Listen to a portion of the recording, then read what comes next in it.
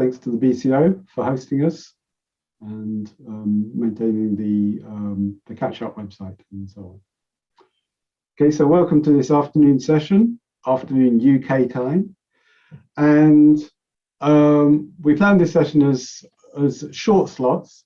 So Amrit Siddhi was agreed to come and recite the Mangala Sutta, Indian style. However, he hasn't shown up yet, unfortunately. That may be for Wi-Fi reasons, I don't know. But we're hoping he will still turn up. But we're going to make a start and leave a slot for him if he does show up.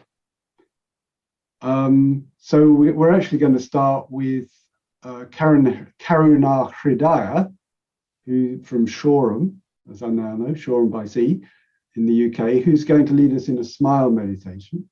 And then we'll go to Angela Lombardi in Scotland, who's going to talk about speaking from the heart about radical regeneration, which also has a musical offering. Is that right, Angela? There's going to be a little song coming in somewhere.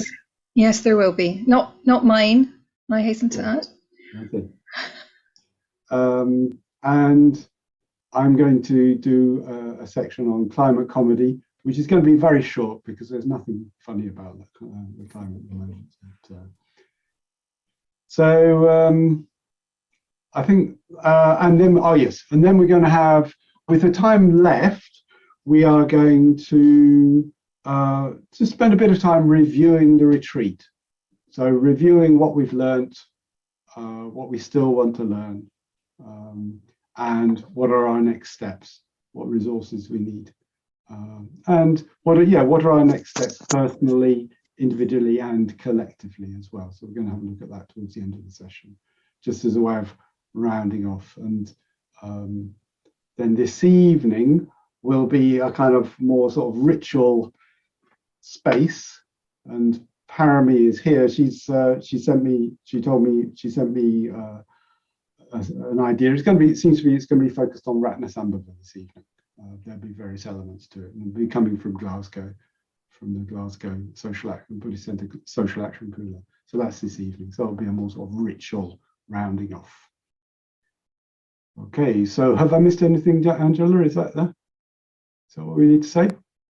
Okay, all right. So I think we're handing over to Karuna Hridaya for smile meditation. Welcome, Karuna Hridaya.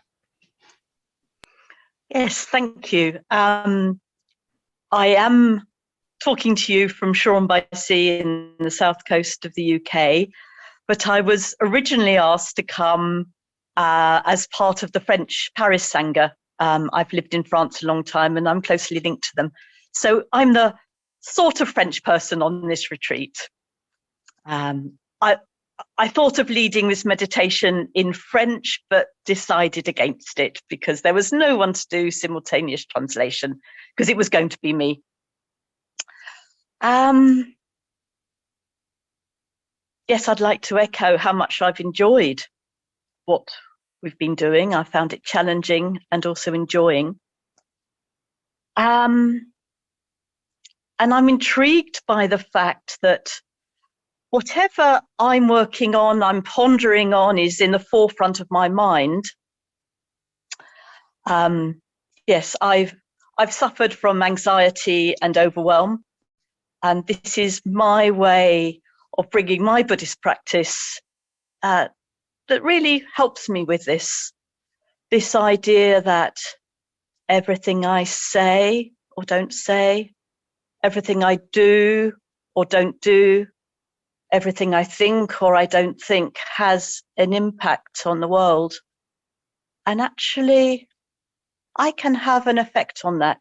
I can shift things slightly in a more positive way. And who knows what the impact is. So I'd like to invite you to settle in a comfortable position. Take that moment to connect with your seat, whatever's supporting you. To stop, to to transition from whatever you've been doing just before this call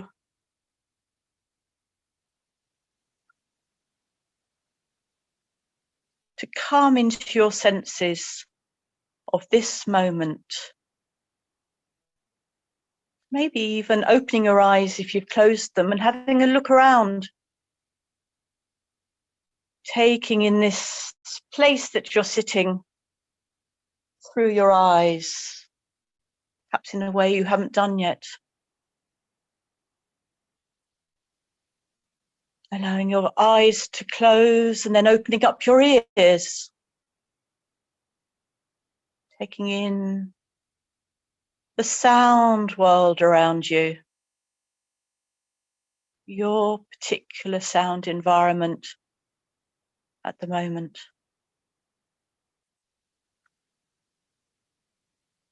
Feeling the air around you with its temperature. Your clothes touching parts of your body.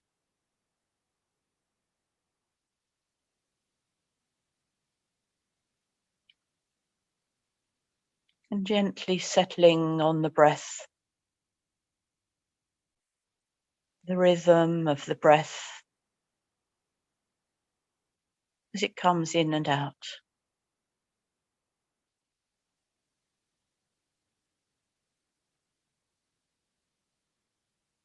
This anchor, which we can always return to.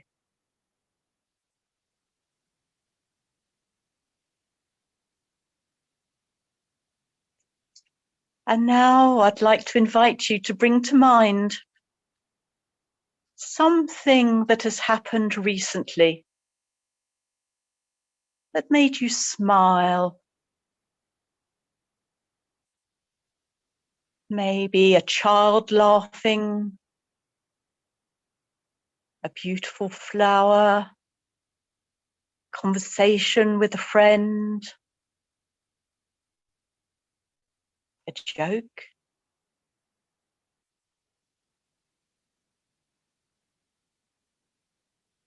Holding this memory in your mind, in your heart for a while. Maybe playing it out,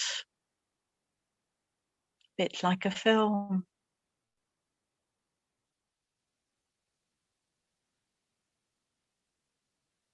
Remembering the details of what happened.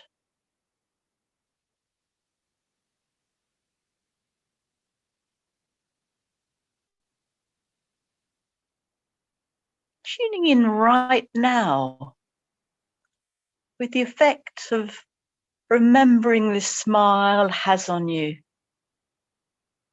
Does it have an effect on your body? Maybe your face changes. Maybe the tips of your mouth open up into a smile. Could be there's a sense of relaxation in your body, lightening of your mood as you remember this smile.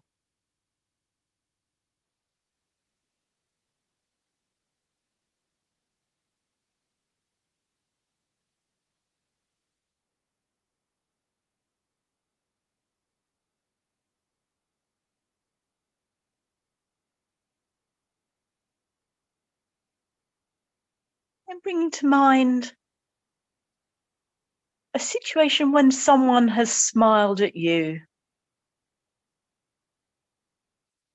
Someone's looked at you and their face has opened and you've received their smile.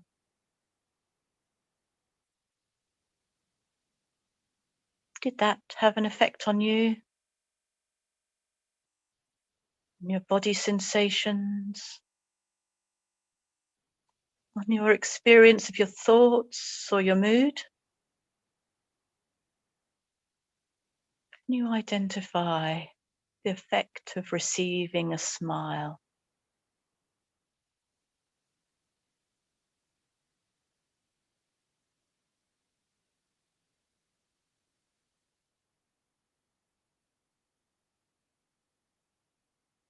Making sure the connection with the breath and the floor is still there.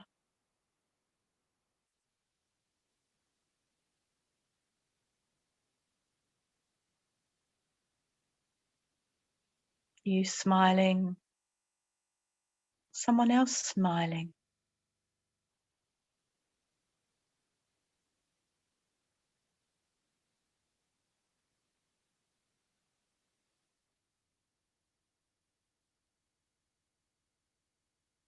I now invite you to join in a thought experiment with me. Imagine after this session, as we go back into the world, that the first person you see, you give an enormous smile to. Wondering if that smile would affect that person. And if it did, in what way? How would that have changed their experience of that moment?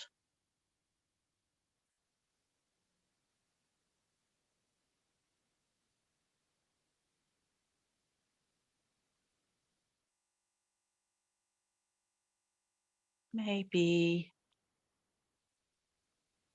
it created a sense of relaxation, of uplift, of connection.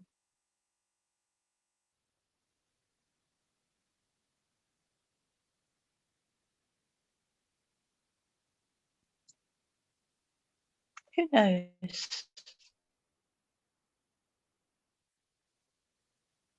An opportunity to use your imagination.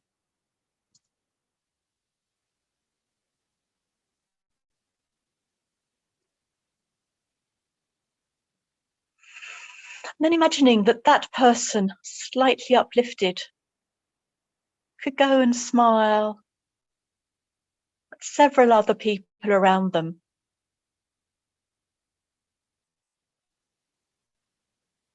Having an effect, a slight shift in something.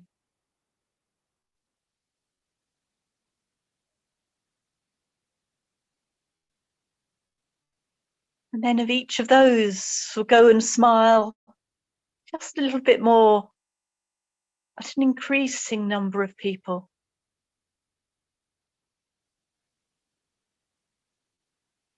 Moving from each of our hometowns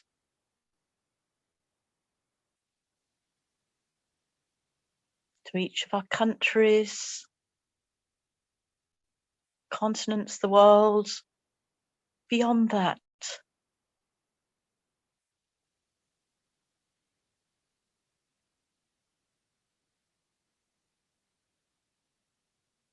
The effect of one smile, one small positive action spreading out.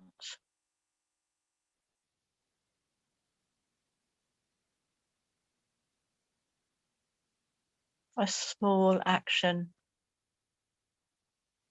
may have enormous consequences.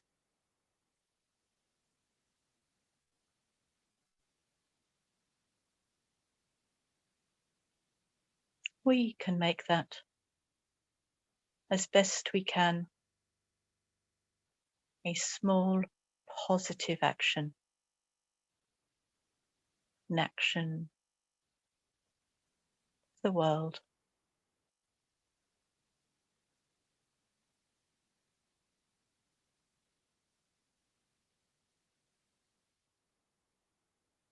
Of course, many other people have had this thought. So I'd like to share a Spike Milligan poem, which conveys it so much better than I could. It's called The Smile. Smiling is infectious. You catch it like the flu. When someone smiled at me today, I started smiling too. I passed around the corner and someone saw my grin. When they smiled, I realised I'd passed it on to him. I thought about that smile, then I realised its worth. A single smile, just like mine, could travel round the earth. So, if you feel a smile begin, don't leave it undetected. Let's start an epidemic quick and get the world infected.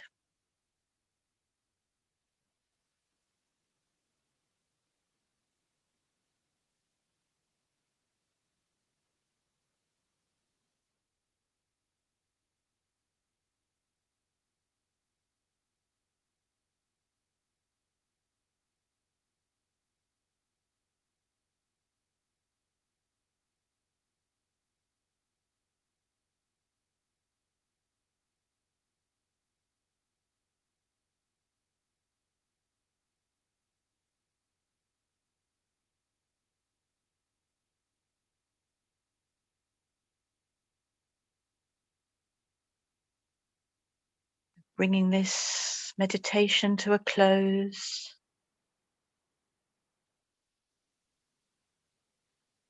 Taking the time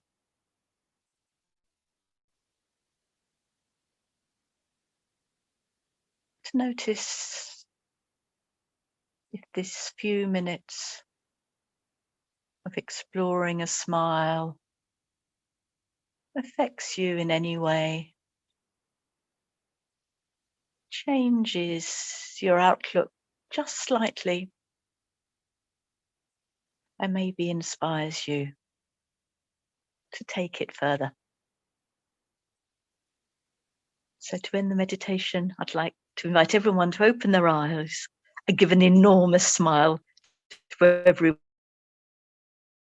else on this call.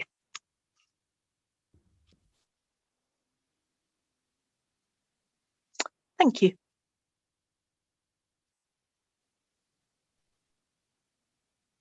Thank you very much, Karen Hruidaya. Thank you. Oh, that's lovely. Thank you. Warms the cockles of my heart. Fashion phrase. Okay, so just take a moment to absorb that smile meditation, and then we'll hand over to Angela, who's going to talk about radical regeneration. So when you're ready, Angela.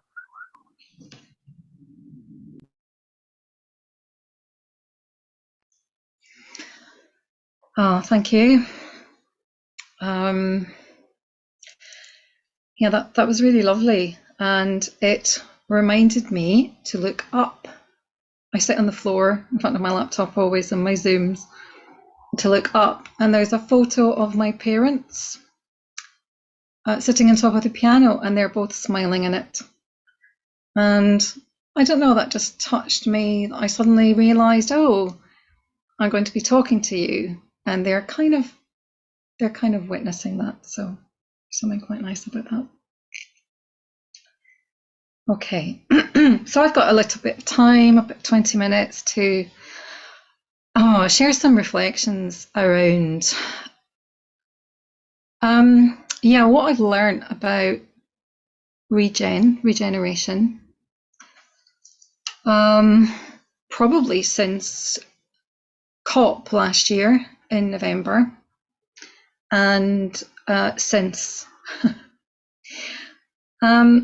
So I just want to start by saying, I'm no expert in this whatsoever. And in fact, I'd never heard of regen. I didn't know what regen was. I didn't know what it was short for. And when I heard what it was short for, I could sort of imagine, but it was kind of new to me as a concept. So, but it has kind of really infiltrated my world, which is rather great. So I've made a few notes, but I probably won't stick to them. Things might just kind of come up, or memories or whatever. But anyway, how I wanted to start was by just kind of giving a little reminding arc of the week. Now, I've only been attending till Wednesday.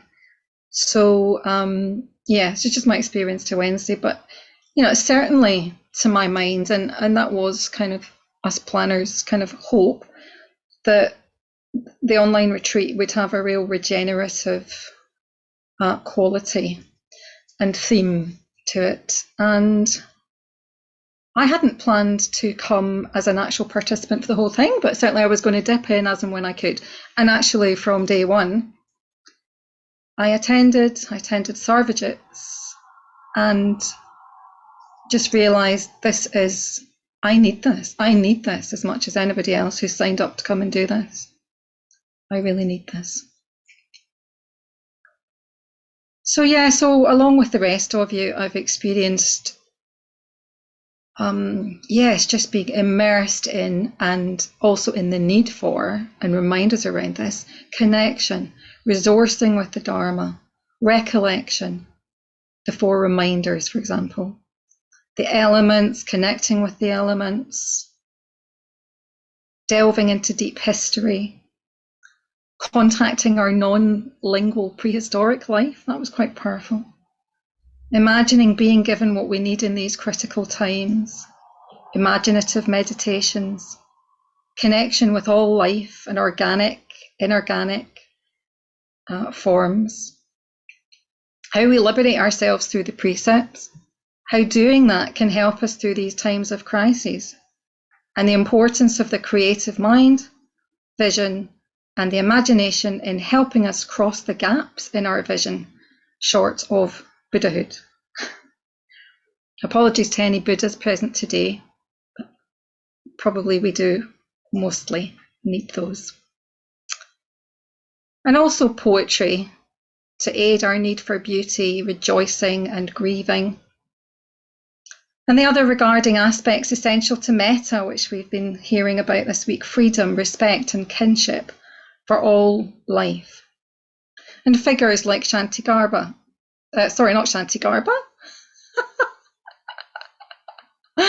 although we love Shantigarbha, Kshitigarbha, who's really at home in the dark, lighting the way for us, but also just accompanying us in the dark as we grow, rest and regenerate. So I think a line that I just want to bring in, and it's nothing new, but it's the thing that we're working with. This is the Dharma wisdom. This is the Buddha's wisdom teaching. And, to quote Macy, as well as the Buddha, my healing is not separate from that of the world. Our healing is not separate from that of the world. Now, I couldn't be at the Shambhala Warrior Puja last night, but there's that beautiful quote that Shantigarbha had put on the programme, and I'd like to read that out. So it says, establish, be conscious of, honour and nurture daily my intention to live for the healing of the world. Put down the leaden burden of saving the world alone. Join with others. Align self with the forces of resolution. Align self with the forces of resolution.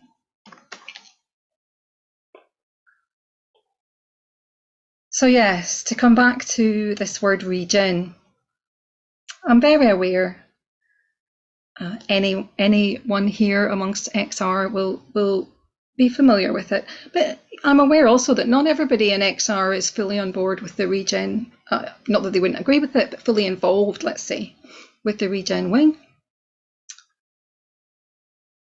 I got to know a little bit more about it during COP, and when I met, I'd sort of signed up to try and offer something as a Buddhist, and the woman who spoke to me was great, and we had a lot in common, And even when I was looking keen and saying, yes, I'll do this meditation, she said, slow down your yes. Slow down your yes. And I'd never heard that before. And I just thought that's going to be my mantra. I need that mantra for life. Slow down your yes. So that was my introduction to it. Yeah. And she was unashamedly focused on meditation, creating beautiful locations for regenerative sessions throughout the fortnight of COP here in Glasgow, and was not particularly partaking in street stuff or other actions. And this really inspired me. It started to get me to question about, as there was questioned earlier this week, what is activism? What actually is activism? So I can say a little bit more about the involvement I had with COP up here, just to give a kind of context.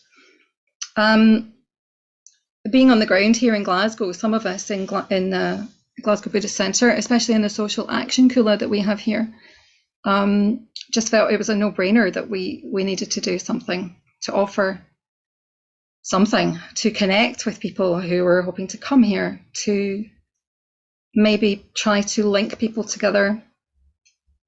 I'd never really been an activist, particularly. And before COP 2020 was cancelled, I didn't even know what COP was. So it was this kind of gift in a way, or so we thought at the time, that it was being rescheduled for a year later. And some of us worked really hard and continuously to learn, to share, to link, to make connections. And also some of us got involved with Triratna Earth Sangha. So there was these kind of two things evolving in parallel and crisscrossing. The specificity and uniqueness, I think, of COP last year, and the kind of crucial aspect of it, or so we thought, really it felt demanded a certain response, and that response was quite out there. I particularly went all out, for sure.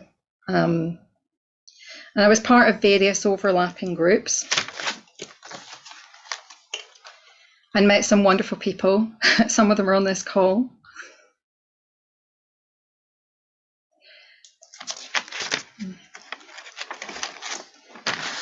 But I think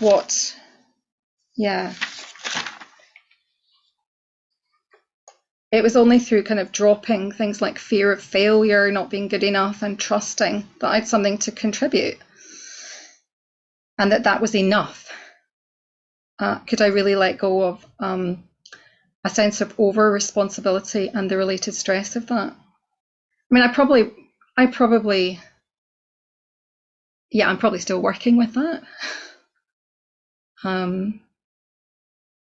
So it's never too late. But I definitely burnt myself out a little bit during COP. I don't know if I would do it again. I think when there is an opportunity to just really be seized and to capitalize on it, I think that's okay. It's not like it's a finite time. And if we know what we're doing, we know what we're contributing, and we're doing it consciously, and we know we can recover afterwards, it's okay. But I wouldn't say I was that conscious about it at the time. That would be dignifying it with a certain awareness that I don't think I really had.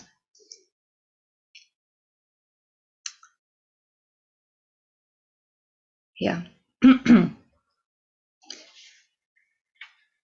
So this post-COP, it was a bit of a shock. It was all over. And having run on adrenaline, having lived on the streets, having been responding to connection, emergence, actions that were popping up all over the place, as well as partaking in things that had been very planned. But just that energy that is taken even just from the connections, the talking, the excitement, the adrenaline, etc. I was just exhausted.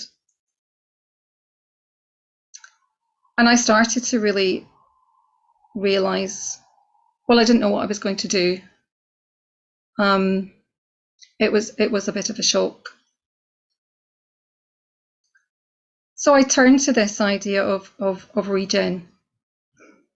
And I thought, well, I'm trying to meditate. I'm trying to keep my meditation up. What else is there, you know? And I really had to learn that there's no such thing as underestimating the extent of the healing, rest, restoration, and nourishment that we do sometimes require. And I think a lot of things get in the way of this. In my experience, yeah, all sorts of things impede our believing and understanding this. The Protestant work ethic, capitalism, and the shame that many of us continue to inhabit in this post-materialist industrial society, where our value has been seen in terms of monetized capacity and output, and not in who we are or the qualities we possess.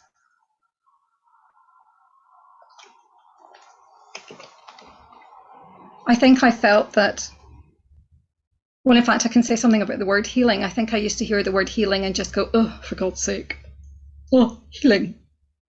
I don't want to be healing. I don't need to heal. What's healing? In fact, it made me think of quacks or spiritualist churches. Yeah, and lots of prejudicial thoughts around that. So I was really having to question these prejudicial ideas I had about this. Yeah. And was learning not to confuse this with laziness, with insufficiency, with unworthiness.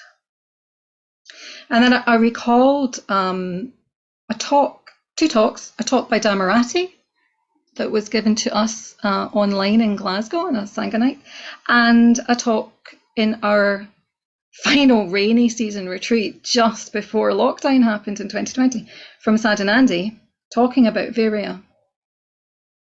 And I was reminded that busyness is not necessarily virya. Yeah, and it's not to be confused with successful activism. And that laziness was really more akin, I recalled, to misdirected virya, without wise use, without direction, without mediation.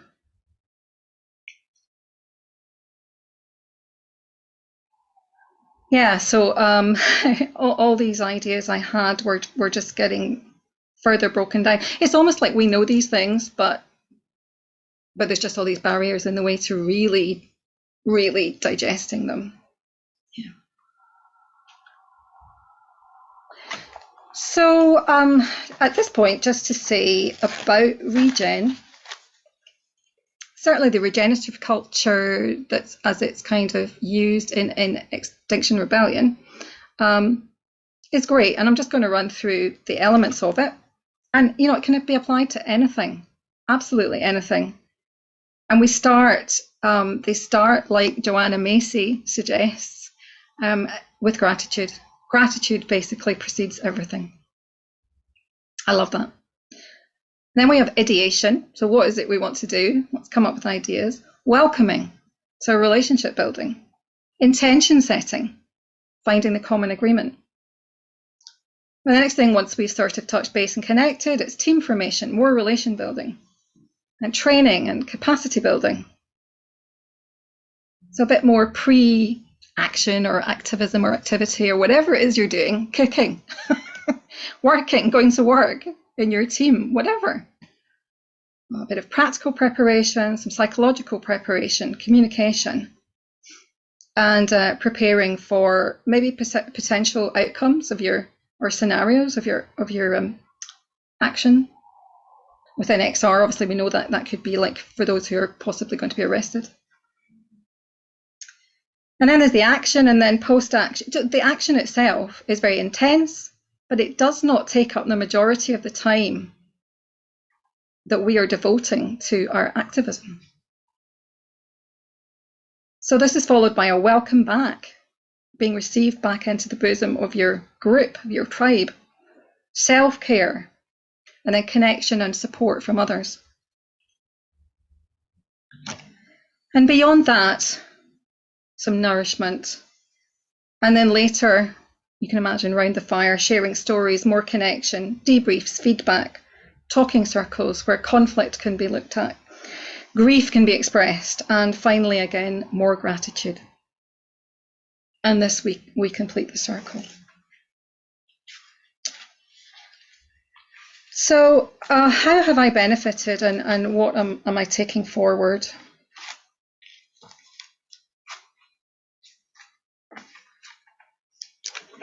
Well, it made me refer to the paramitas. And interestingly, we've had a lot of Dharma input this week, but there's not been a lot about the paramitas.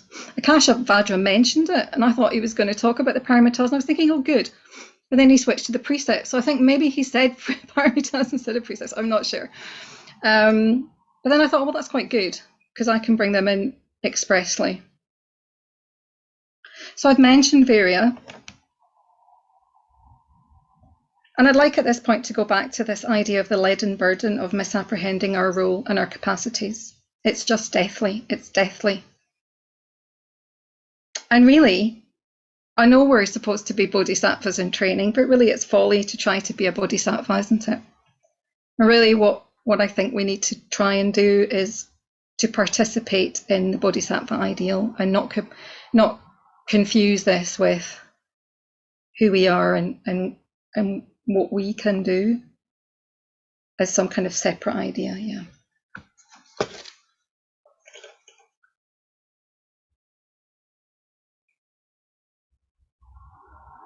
As Akasha Raja said, you know, we really need to protect our mental states. The Buddha had this vision of all beings just utterly you know, their experience being dictated by their mental states, and understanding this. And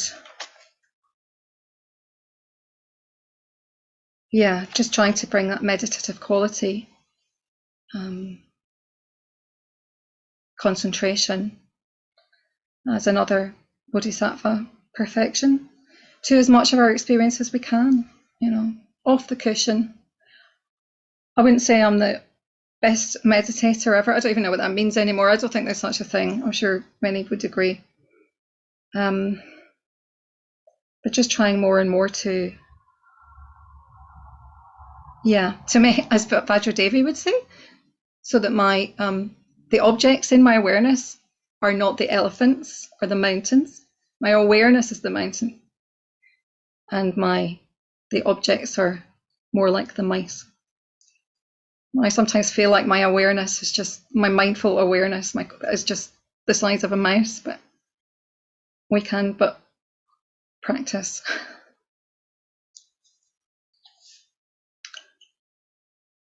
Yeah. So ethics, Akasha Raja really covered ethics, I think, very well in his talk, and how we bring those to bear for resilience and sanity in our activism.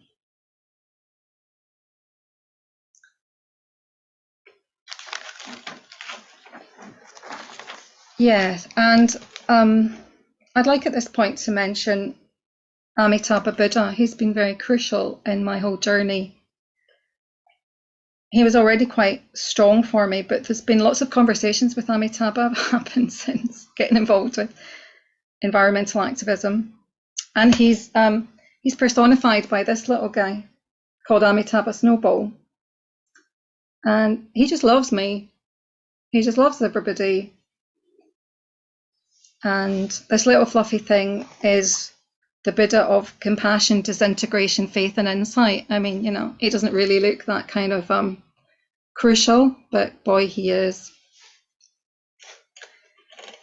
And he just helps me with this sort of nihilistic self-view I've got, that I'm alone, I got to do all this myself. Oh, bloody hell, I'm doing it. Where is everybody? I'm doing it on my own again.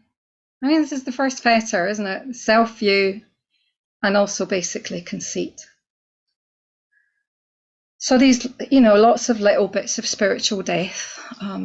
For me, learning to let go of these beliefs that I've to achieve, or I'm not worthy, I'm lazy, as I've sort of hinted at, or preconceived notions of what is enough. And only then will I be okay and good enough.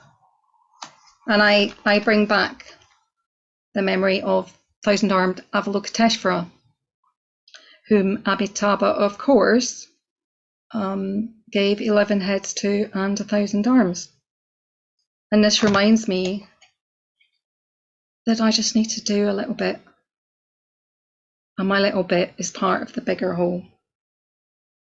And alchemy happens when I just trust in that. And actually, the core test team would probably testify to that. It's just incredible how we have different skills and we just trust to that, and without too much fuss, things just happen and things just get done.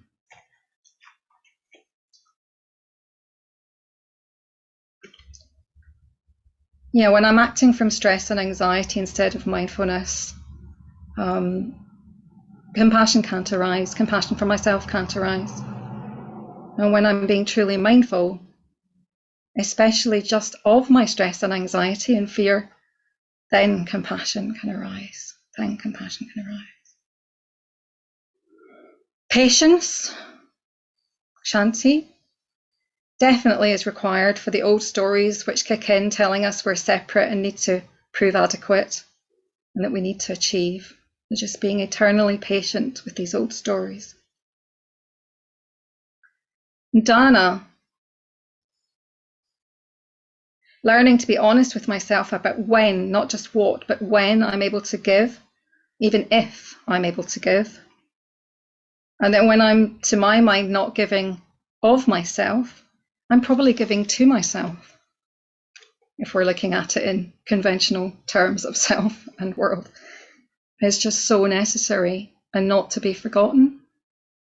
Yeah, not to be underestimated. Yeah, just this deep care that we and the world need, and it starts right here. So finally we come to wisdom.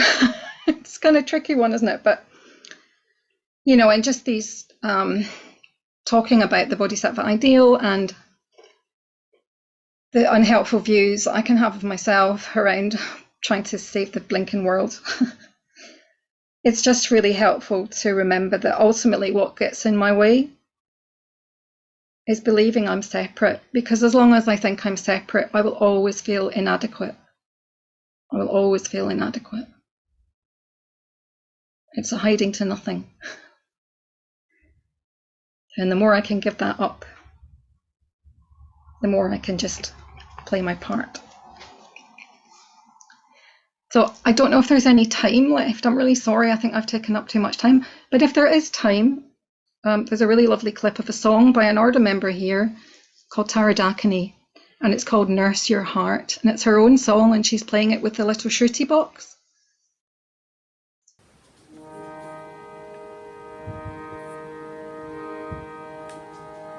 You haven't read the news today, but heavy feels your life.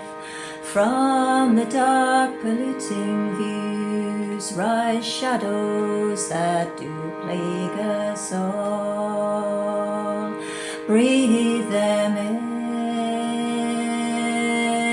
breathe them out. Breathe them in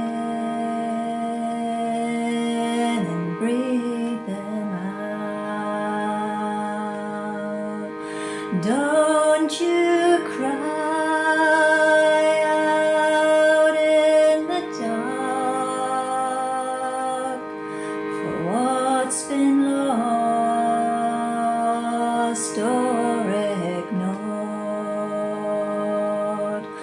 find your way back to the start. Take your hand and nurse your heart. Nurse your heart. Nurse your heart. Sit and nurse your heart. Nurse your heart.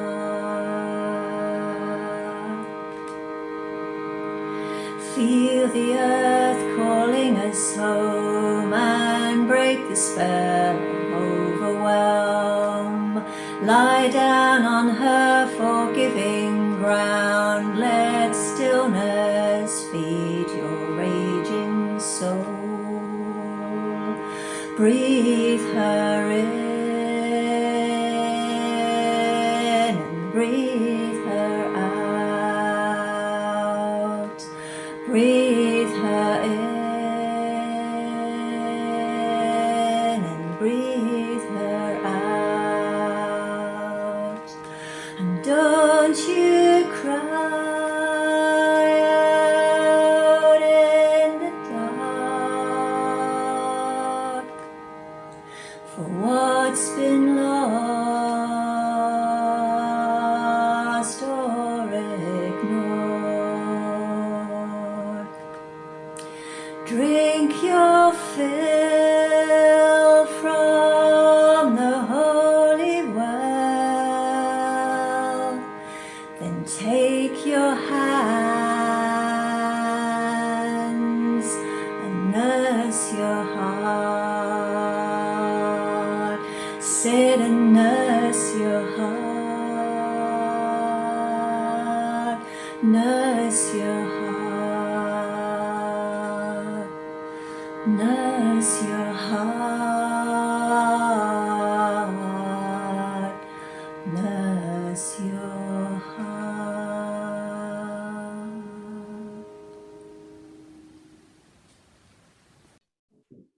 Thank you very much, Angela.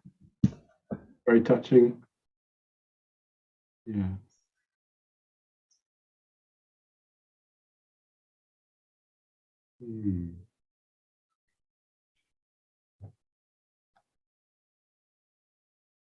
Just take a moment to absorb that.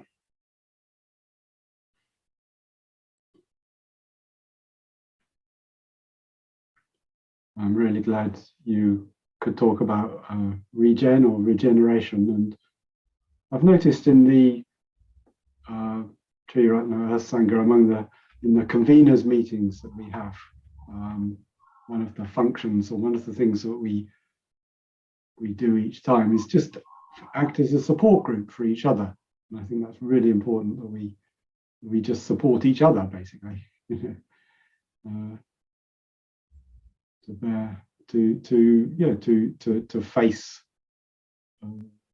face suffering, or to face our own suffering. So I appreciate that. Thank you.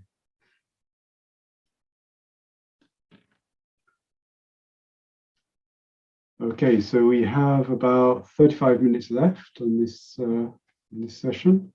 Amarit Siddhi hasn't made an appearance, so we're going to go now into breakout rooms. Maybe I'll just do a little bit. I'll just do a very short section on climate comedy, very, very short, because as I said, there's not much to laugh about when it comes to climate and ecological emergency. But what I will describe is how the chapter. So I wrote a chapter on climate comedy for my book, so I'll just describe how that happened. So I was writing the book, and I was spending quite a bit of time with the science and the research, and I was getting I was feeling quite sober. I have to say, I was feeling quite sober about to read these different scientific reports and these, looking into the detail of the IPCC reports and so on. It was quite sobering. I wouldn't say I wasn't feeling depressed at all, but it was quite sobering. So I thought just for my own amusement and just to kind of lift, just to lift my mood, I thought I would just write a chapter on comedy, like just a chapter of jokes, stand-up jokes. And I thought, well, I'm on safe ground here. Windhorse Publications will never publish a chapter on comedy, so I'm on totally safe ground. No problem. I can just let rip. I can just say whatever I want to do, be as stupid as I want to be, as self-referential and as I want to be in this chapter. And I'm totally safe because Windhorse they're a serious Buddhist publisher. They never publish comedy and they never will. So that's what I did. I just wrote this chapter. It was in the summer of the first lockdown. I wrote this chapter, and I just had a whale of a time writing this chapter, safe in the knowledge that it would never be published.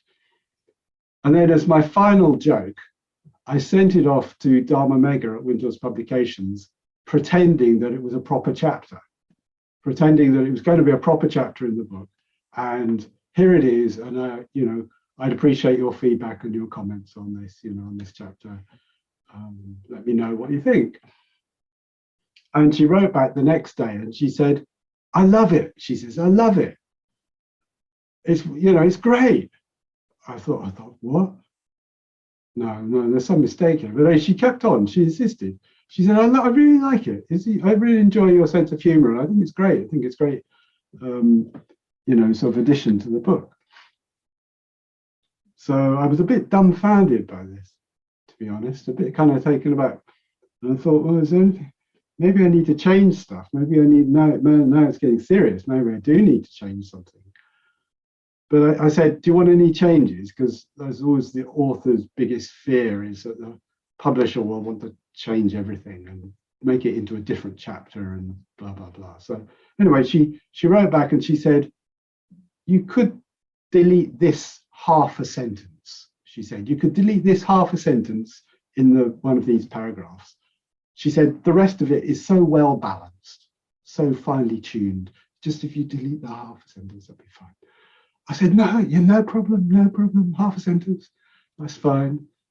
So that's the story of climate comedy, the chapter in my book, and how I got Windhorse to start publishing comedy, order members stand-up comedy. So I hope that they will continue in that theme now and start publishing other people's stand-up comic routines.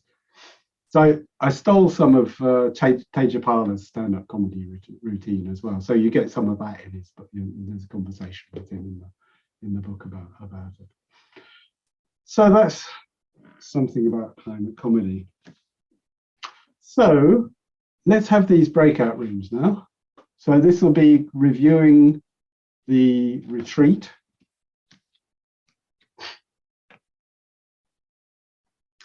So we've got half an hour left. So let's have breakout rooms for about, so breakout rooms are 3 or 4 for, let's say, about 13 minutes. Chandradasa, can you set us up for 13 minutes? Then we'll come back and we'll have a plenary for the rest. And I've got a few questions here coming up in the chat. So I think Angela talked very eloquently about the emotional impact of the retreat. So I feel satisfied and went through the different on her, the emotional impact on her, went through the different topics and sessions that we've been through. Here I want to focus more on what have you learned? What have you learned on this retreat? And what do you still want to learn? So these are the questions for the breakout rooms. What do you still want to learn? And what resources do you need to do this? And what are your next steps in the next week or two, next couple of weeks? So here I want to focus a bit more on the learning and the next steps. And these can be next steps, sort of personally or collectively, if there's something you'd like to see happen collectively. And what I'm offering to do is to send them around. We hopefully will have a contact list to type these up and send them around. And also take them to the Triratna Sangha conveners, or find some other way of moving things forward if that's what we decide. So that's what I'm offering to do with these.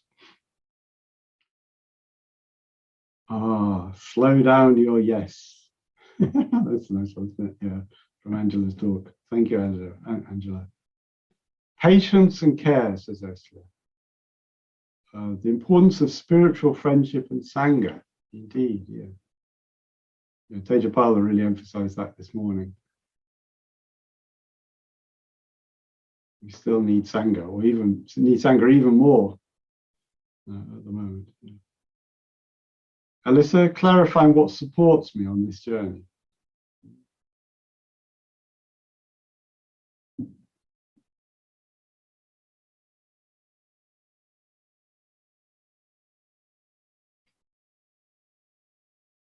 See a few people still typing. Nancy, my ancestors were villains and victims. Just I have been in life. Just I have been in life. We are one, not good and bad guys. There is no other.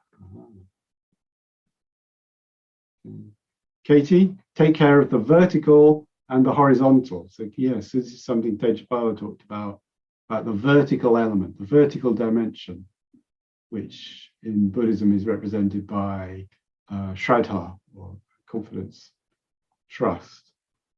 And that has it can have many different flavors or many different scents, that vertical element. It's just very noticeable when it's not there.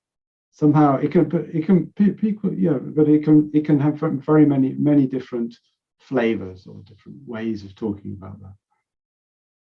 Peer, different people need different approaches to get in contact with the subject and to spring into action. Yeah. A multiplicity of different approaches. Nigel, using the Dharma, precepts, and love of the planet to underpin all I do in this area. Yeah, coming from love. Yeah, love of the planet. Helen, be honest and carry on. Okay. Yeah. So then some of the qualities that we need, some of the dharmic qualities that we need. Apeksha Priya, for me, it was more about connecting the learning and inspiration. Yeah, okay, so the quality of connection, yeah, and inspiration. And Angela says, the importance of creativity and beauty in helping us process and express both our grief and our rejoicing in the world. Okay. Offer right action as a gift without attaching to whether or not my action has a positive effect. The Bodhisattva exemplification. Yeah. So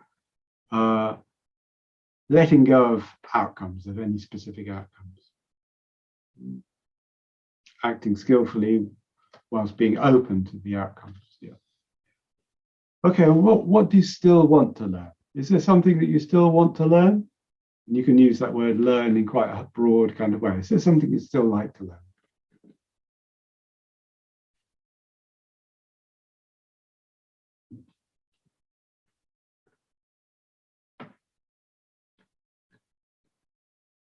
In the chat, please, if there's something springs to mind.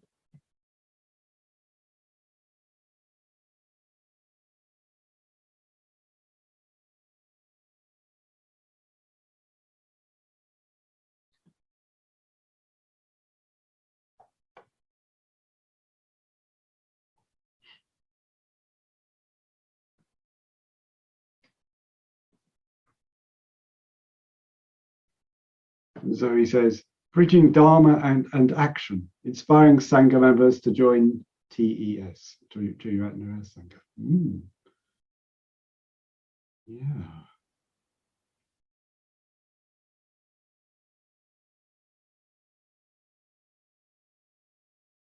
I think we put the Slack channel, an invitation to the Slack channel in the Padlet, so you can use that, you can share that with people in West London and anywhere else. And just to say on that, the way that the Triratna Sangha conveners have come together, it's not a closed group. We see that very much as a porous group. So if people want to join, we're very open to people coming along and taking responsibility, taking initiative, and so forth. It's not set, that group of people. I imagine it will change over time. Suzanne from Sydney says, found out about Extinction Rebellion Buddhists, and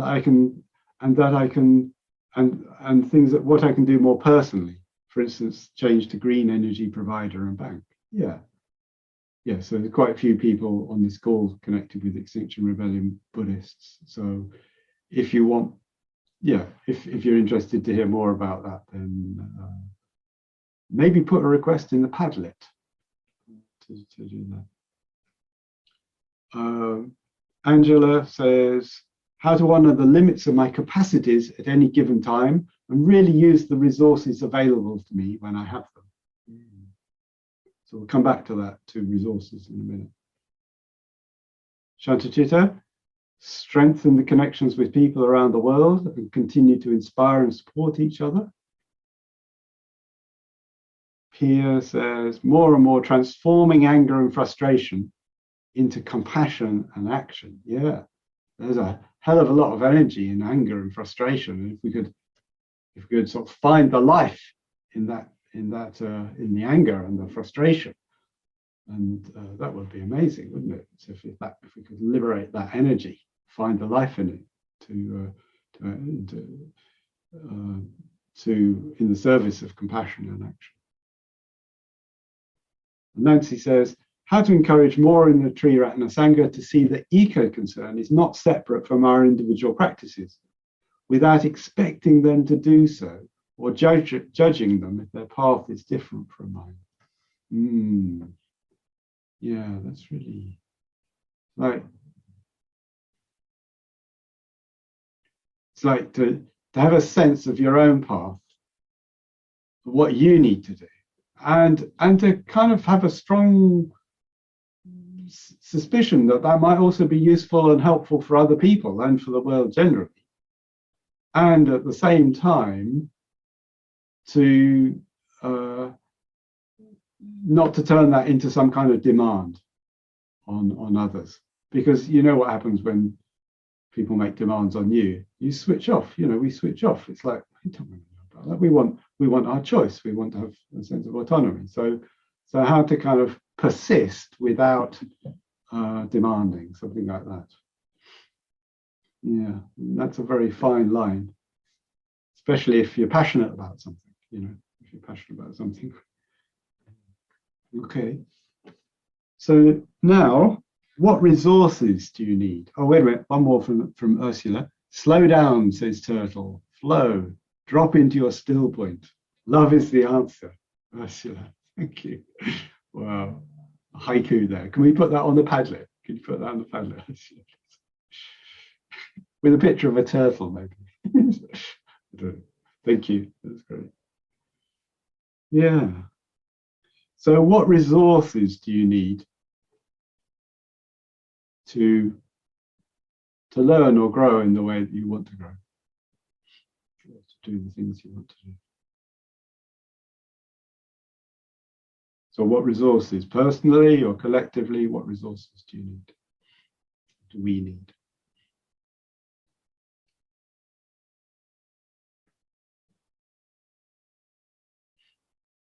And if you have suggestions, again, write them in the chat.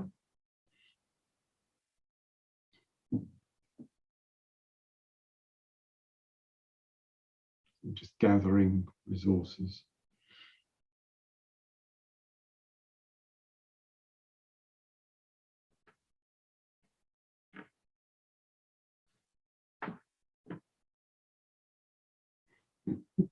Helen Verbrighter says, the 3 jewels. We need them as resources. Yeah. So the ideals of enlightenment, the truth or the teaching, the path, and the Sangha.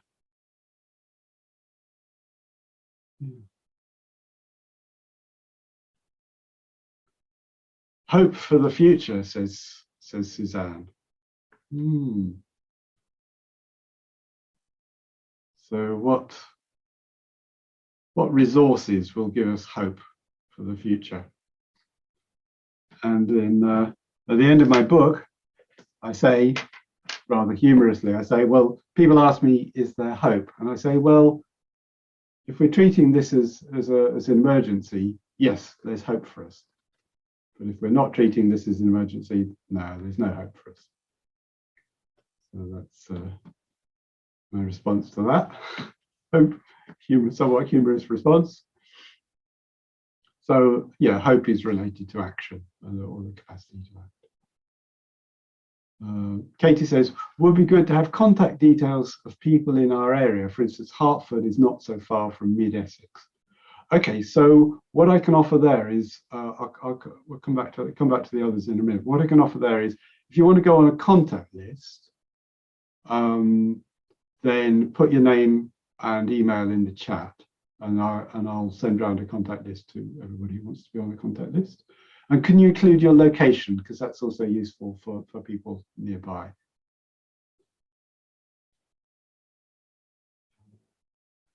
Zoe says, how about a TES Triratna Sangha tour, offering a talk on their Sangha night?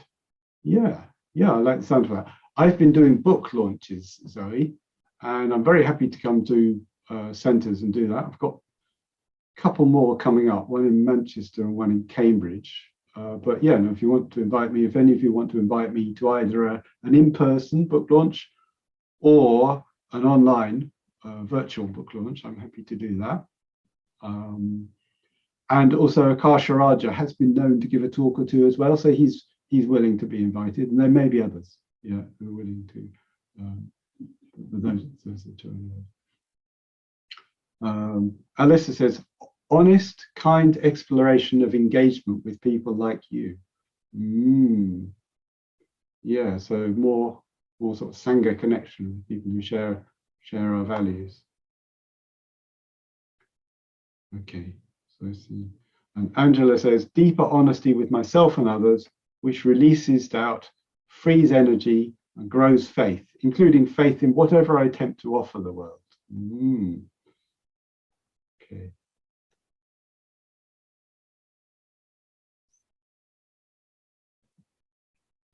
Okay, so contact list, sorting that out.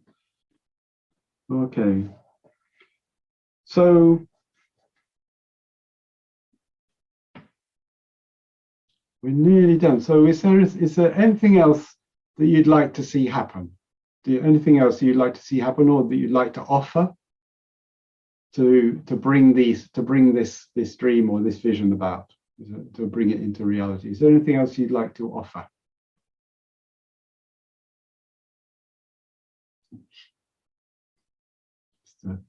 This is where the rubber hits the road. Specific action points that you'd like to offer. Oh, Carmen says, I want to translate my book, The Burning House, and Akupas. I'm delighted to hear that. And I know you've already taken some steps in contacting Windlass to translate them into Spanish, Carmen. So I'd be very happy to see that happening. Anything else? Any specific action points? Next steps.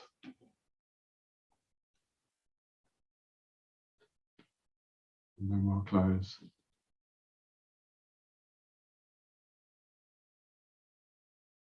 Katie says, could we share BMA activities on Slack? BMA... Sorry, that was BAM. I got my letters the wrong way round. Okay, sorry. Okay, yes, I don't see why not. In fact, we could have a separate channel on Slack, on the Slack called BAM for BAM activities. Yeah, on discussions. Yes, so let's do that. I will set up a BAM channel on Slack.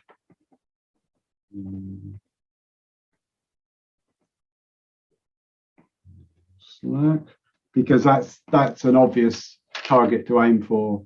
You know, that's a couple of months away. Well, less than that, but anyway, I'm sure we can do something collective for BAM, which is in June.